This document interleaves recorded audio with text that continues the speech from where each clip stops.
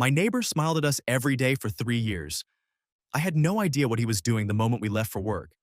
The detective placed 8 photographs on my kitchen table at 7:43 in the evening, and I looked at them the way you look at something your brain refuses to organize into meaning. Each image clear and technically recognizable and completely impossible to accept as real. They were photographs of the inside of my house, my bedroom, my wife Amara's side of the closet, the hallway bathroom where my son Kofi left his Legos in the corner of the tub because he was 8 years old and not yet aware that corners of bathtubs were not storage. The photographs were dated across 14 months. In some of them, the furniture had been rearranged. Not dramatically. A chair turned, a book moved, a glass on the counter that neither Amara nor I had put there. Things we had attributed over the course of 14 months to each other.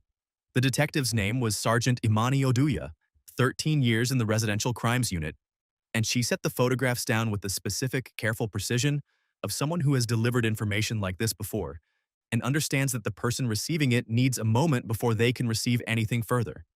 My wife was standing at the kitchen counter behind me. I heard her put her hand over her mouth. I did not turn around. I kept looking at the photographs. Our bedroom, Kofi's room, the hallway, all of it taken from inside our house while we were not in it by the man who had smiled at us every single morning for 3 years. I had been living in the house on Birchwood Lane for 4 years when the photographs appeared on my kitchen table. We moved in when Kofi was 4, and the street was exactly the kind of street you want when you have a small child. Wide sidewalks, established trees, neighbors who waved from driveways and maintained their lawns with a regularity that suggested both civic pride and available free time. My wife Amara was a pediatric occupational therapist who worked at a clinic 40 minutes from the house. I was a structural engineer for a regional firm, 45-minute commute in the opposite direction, which meant we left the house within 15 minutes of each other every weekday morning at approximately 7:30 a.m., and the house sat empty from 7:45 until 4:30, when Kofi's after-school program ended and Amara picked him up. 5 days a week, 45 weeks a year, accounting for holidays and school breaks. I'd never thought about this schedule as a piece of information that could be used against us until the photographs were on my table, and Sergeant Oduya was waiting for me to process them. The neighbor's name was Gareth Pemberton. He was 56 years old, retired from a long career in commercial real estate, and he had lived in the house directly next to ours, close enough that our kitchen windows faced his side yard, for 11 years before we arrived. He was the first person to introduce himself when we moved in. He helped me carry boxes. He brought a bottle of wine that first Saturday. He remembered Kofi's name from the second interaction onward and always asked about him specifically, in which Amara and I had read as warmth, and which I now understand was data collection. The first thing I noticed that I did not understand was in month 3 of living there, before I had developed any reason to notice Gareth Pemberton at all. I came home on a Wednesday evening to find the kitchen window above the sink slightly open, not the way it opened when we intentionally aired the kitchen, which was fully with the latch pulled back, but ajar, the latch position suggesting it had been pushed from outside and not fully secured on return. I thought I had left it open in the morning. I sometimes did this in warm weather. I closed it, noted it, and moved on. The second thing, 2 months later, was a small thing. The spare key we kept in a magnetic box under the rear deck railing. The box was there, in its position, and but oriented differently than I typically positioned it, turned 90 degrees, the key still inside. I told myself I had repositioned it and forgotten. I repositioned it and forgot about it again. The third thing I cannot account for with any alternative explanation. A glass, one of the short whiskey glasses we kept on the second shelf of the left cabinet, sitting on the kitchen counter on a Monday morning when neither Amara nor I had used it the night before and Kofi was not tall enough to reach the second shelf. I washed it and put it back. I mentioned it to Amara, who said she must have left it out while distracted. We had the kind of marriage where we accepted each other's explanations for small anomalies without suspicion, which is a function of trust and also, it turned out, a vulnerability. None of the three things connected to each other in my mind. They were small. They were explainable. They were 3 data points I failed to plot on the same graph. Gareth Pemberton attended our block's annual summer gathering every year. He brought good wine and talked to everyone comfortably and knew more about the neighborhood's history than anyone else, which gave him a natural social authority, the person who remembered what the corner property used to be, who knew which houses had changed hands in which years. He asked about our commutes, about Kofi's school, about whether we were thinking of renovating the backyard. He asked these questions in the way sociable neighbors ask questions, with apparent interest and follow-up, and I answered them in the way sociable neighbors answer, with accurate, detailed information about our schedules and plans.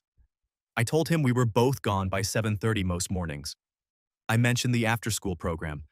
I told him about the deck renovation we were planning for the following spring, which required us to move the rear furniture temporarily. All of it went into his head, and I have no way of knowing now what he did with any specific piece of it, only what the total accumulation produced. I want to be precise here. I have spent a significant amount of time since the photographs were placed on my table trying to identify the moment Gareth Pemberton decided to do what he did. I have not found it. Some things don't have a clean origin. They just have a duration and an exposure. Amara found the camera first. This is important because I had been looking without knowing I was looking, for months before she found it. I had been experiencing a low-grade wrongness in the house that I could not articulate, and that I had been filing under general life anxiety. The kind of free-floating unease that attaches to whatever ambient surface is available and does not necessarily mean anything about that surface. Amara found it on a Thursday afternoon in late October.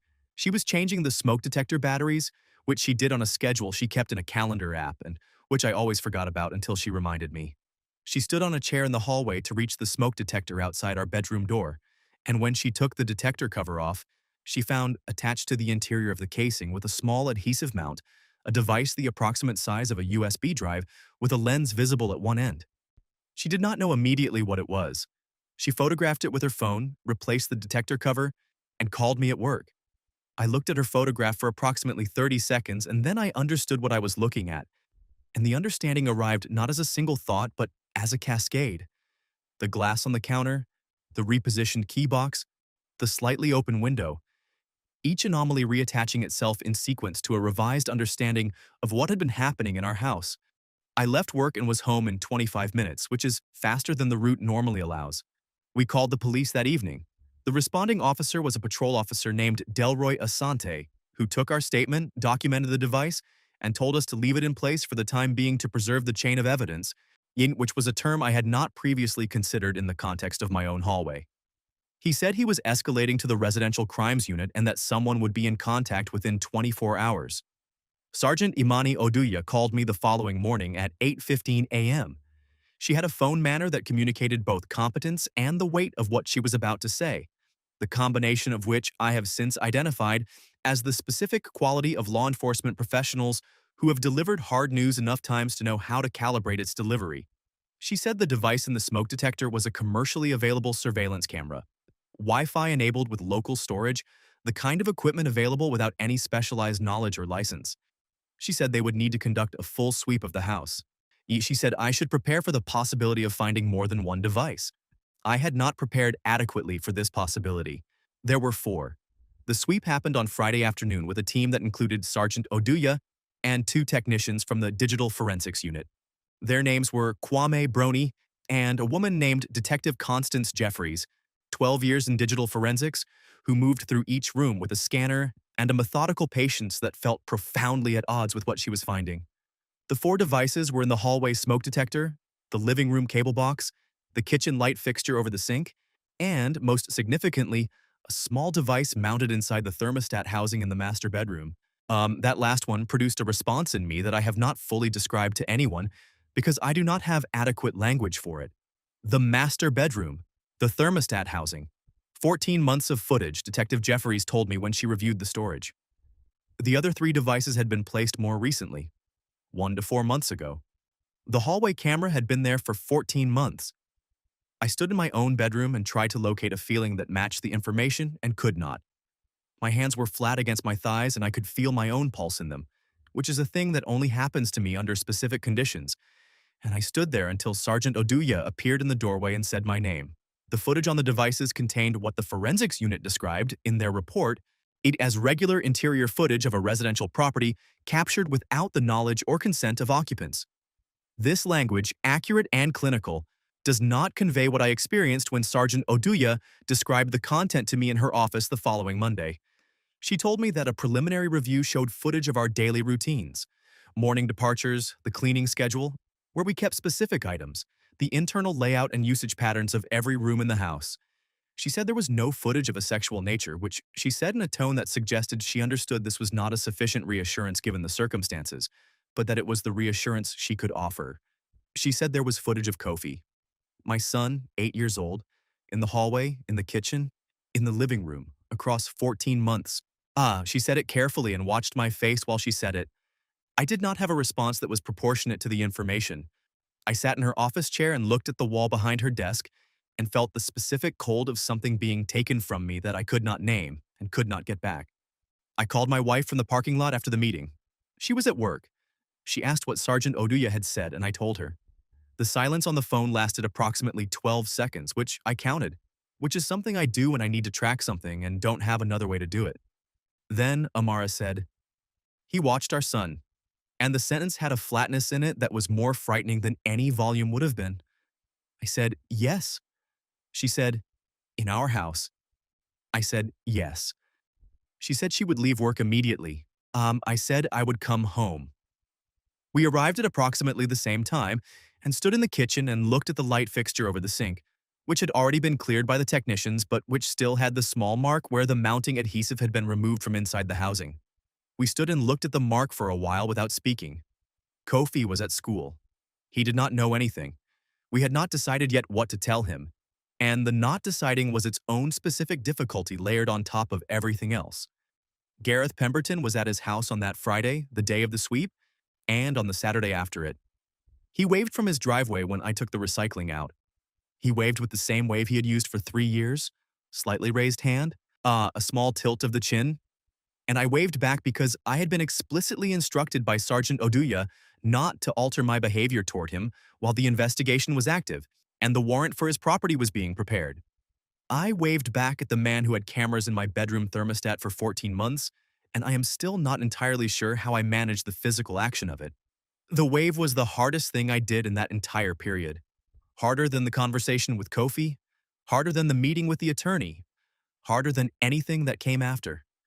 To look at a person who had violated everything you considered private and secure, and return a wave, and continue walking back toward your house while feeling the specific pressure of what you knew building in your chest like a thing looking for an exit.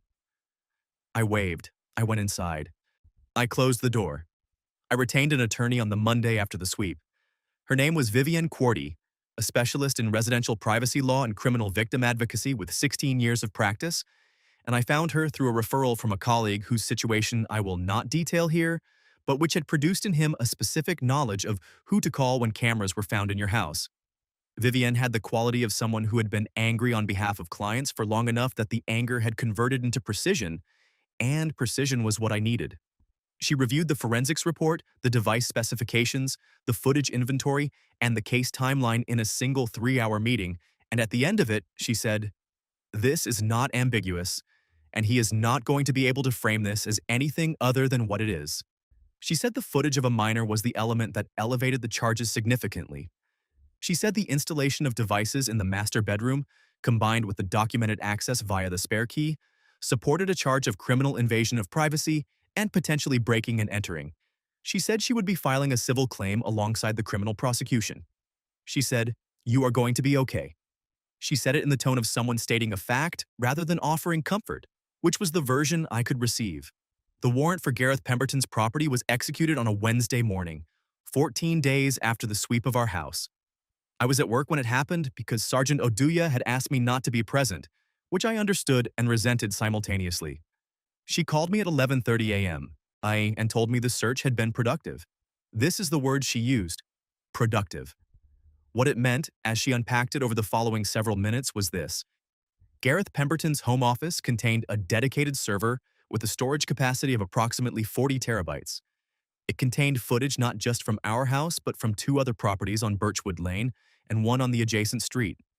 The footage from the other properties dated back, in some cases, to 6 years before our arrival on the street. Gareth Pemberton had been doing this for, at minimum, 9 years. He had footage of at least 6 households. He had a system. Equipment purchased through different accounts, installation during periods of renovation or repair, when access to neighboring properties was normalized. He had done this with the patience and organization of someone who had planned it thoroughly and maintained it carefully, and he had smiled at all of us every morning with the same wave and the same tilt of the chin, and nobody had known. 9 years, 6 households, 40 terabytes of other people's lives, stored on a server in the house he kept so well. The crisis arrived, as crises often do, through an unexpected vector. I had assumed, after the warrant was executed and the charges filed, that the primary difficulty was behind us and the remaining work was procedural. I was wrong in the specific way of someone who has not yet encountered the full dimensions of a situation. On the 18th day after the sweep, I received a call from a woman I did not know, whose name I will give here as Petra Yaboa, because it is her name and she has agreed to its use in any account of these events. Petra lived in the third house from the corner on the same block. She was 44 years old, a high school vice principal, and she had been one of the households with cameras. She had learned this from Sergeant Oduya 2 days before she called me. She called me because she had found something in her own review of the forensics report that Sergeant Oduya had not yet raised with me. The footage from Petra's house, which overlapped with footage from our house in its timeline, included footage taken from inside Petra's property at times when she was home. Not just when she was absent. Inside. While she was there. I went cold when she said this. Then I asked, "Do they have similar footage from our house?" She said, "Sergeant Oduya said she was reviewing that question." I hung up and called Sergeant Oduya and could not reach her. I called Vivian. I described the call. Vivian said, "I'll find out within the hour." The hour was the longest unit of time I've experienced since Kofi was born, and I was waiting in a hospital hallway. Vivian called back at 43 minutes. She said, "There is footage of your home when it was occupied." She said it in the precise, factual tone she used for things that required clarity above all else. And I sat at my office desk and put my hand flat on the surface and held it there until my pulse was countable. She said the footage in question was limited. It appeared that the kitchen camera, installed more recently than the bedroom thermostat, I had captured the household at times when Amara or I were home, but in other rooms. She said the forensics team was continuing to review. She said the camera in the master bedroom had footage from a period that included occupied nights, but that preliminary review suggested the footage was motion-activated and primarily captured early morning activity before departure. She was telling me things that were designed to calibrate the severity of what I was hearing, and I understood what she was doing and why, and it did not help in the way she intended because the specific thing I was feeling was not fear about the scale of the footage. It was the image of my son moving through the hallway, 8 years old, in his own house, captured by a device installed by the man who asked about his soccer team at the block party. That image was in my chest like something calcified, and Vivian's calibration did not reach it. I had not told Kofi anything specific. We had told him we were having some work done on the house's safety systems, which was technically true in the sense that it had resulted in some changes to our security setup. And Kofi had accepted this with the incuriosity of an 8-year-old for whom adult concerns are largely furniture. But I had been living alongside the knowledge for 18 days, and the containment of it had produced in me a tension that Amara had noticed, and that I could tell was beginning to produce in Kofi a secondary tension, the kind that children develop when they sense things are wrong without being able to name what. Dr. Naomi Asare, the family therapist Vivian had recommended and whom Amara and I had been seeing individually for 2 weeks, said in our first joint session that children absorb the emotional temperature of households with a precision that adults underestimate, and that the most protective thing we could do for Kofi was to tell him an age-appropriate version of the truth before his imagination produced something worse than the truth. We had the conversation with him on a Sunday morning with Dr. Azare present by phone, ready to follow up if needed. We told him that a neighbor had been doing something that wasn't allowed, that it involved our house and that the police were handling it and he was safe. He asked if it was Gareth. I looked at Amara and then at the phone where Dr. Asare was listening. I said, "Yes, it was Gareth." Kofi said, "I never liked him that much." He said it in the simple, declarative way of a child stating a preference, and the sentence undid something in me that I had been keeping carefully intact for 18 days, and I excused myself and went into the hallway and stood there until the walls were solid again. Gareth Pemberton was charged with 14 counts, including criminal invasion of privacy, illegal surveillance, breaking and entering, and several charges related to the footage of minors. He was arrested on a Thursday morning, 22 days after the sweep of our house. I was not there for the arrest.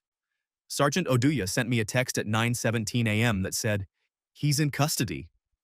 I was sitting at my desk at work and I read the text and then I sat for a moment and did nothing, which was not the response I had anticipated and which I later discussed with Dr. Asare, who said that the absence of relief in the moment of resolution was common in situations where the processing of the violation was ongoing and the legal resolution, while significant, did not address the internal work still in progress. What I actually felt in that moment was something closer to fatigue, the specific exhaustion of having carried something heavy for 3 weeks and being told you could set it down, but the muscles didn't immediately know how. I texted Amara, she texted back a single period, which in our communication language meant, I received this and I am sitting with it. We had been married for 12 years and had a vocabulary for things that had no words. The preliminary hearing produced a significant moment that I had not anticipated and which I want to describe accurately.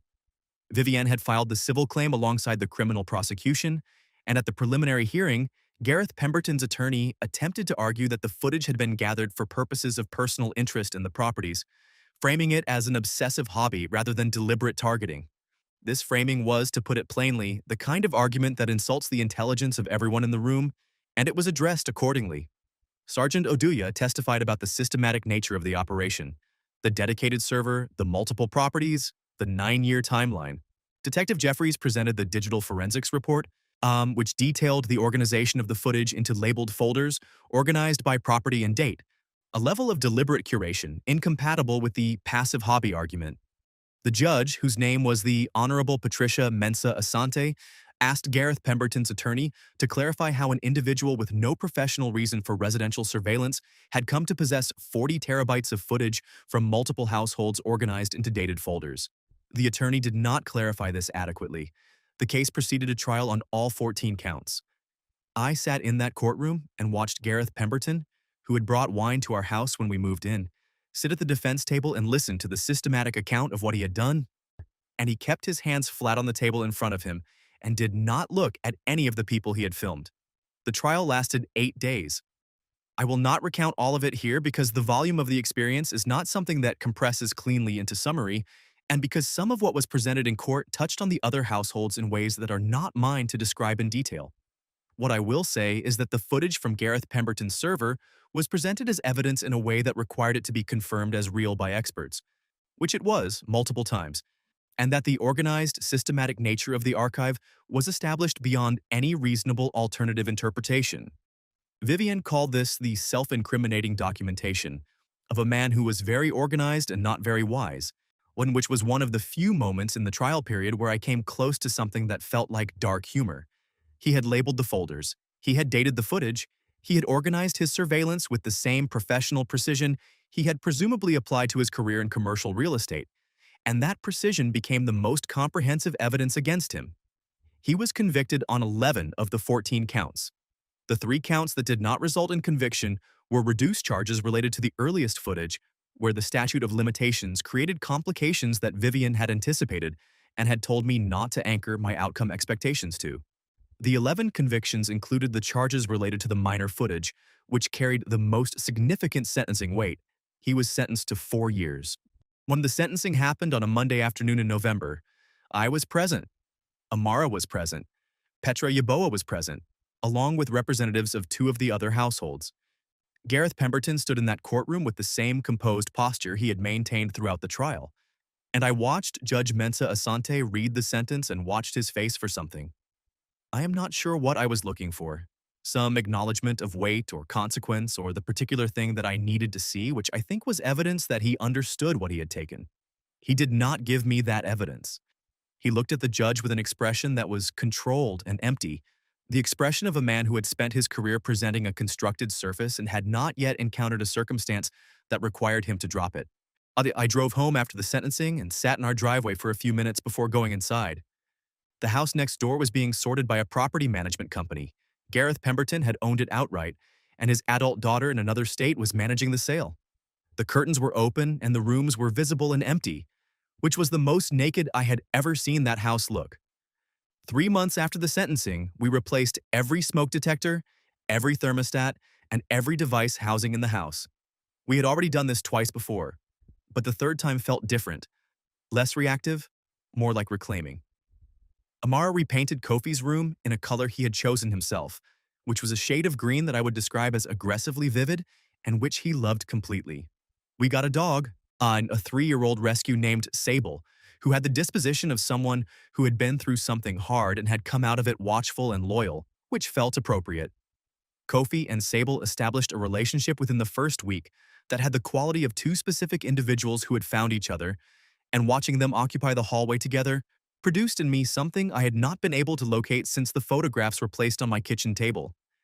The plain, uncomplicated feeling of being in my own home. Dr. Asare said at our final session that recovery from an invasion of privacy was in many ways more complex than recovery from other violations, because the site of the violation was also the site of recovery, which meant you could not remove yourself from the location where the harm occurred. You had to rebuild your sense of safety inside the exact space where the safety had been destroyed, one ordinary morning at a time. She said this was hard and also possible, and that the evidence in front of her suggested we were doing it. I told her about Kofi and the dog and the green paint. She said, "That's evidence." I said, "I know." We shook hands at the end and I walked out into the ordinary parking lot of her office building and got into my car and drove home to the house where we lived, which smelled like dog and new paint and the dinner Amara was making, and where the man next door was gone. And I sat at our kitchen table and did not feel the need to look at the light fixture over the sink. Not even once. He had smiled at us every morning for 3 years. He had done it so consistently and so warmly that the smile had become part of the landscape of our street, like the established trees and the wide sidewalks, unremarkable and reliable and entirely without the weight it should have carried. The smile was the architecture of access.